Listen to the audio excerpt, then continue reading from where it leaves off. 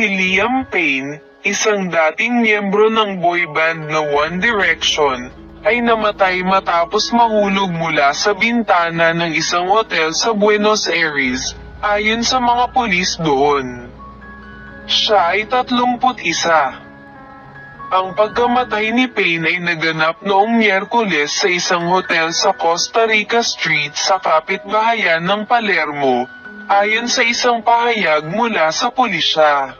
Sinabi ng pulisya ng Buenos Aires na ang mga tauhan ng 14B Police Station ay nagtungo sa hotel noong Miyerkules ng hapon matapos makatanggap ng tawag sa 911 tungkol sa isang agresibong lalaki na posibleng nasa ilalim ng impluwensya ng droga o alkohol.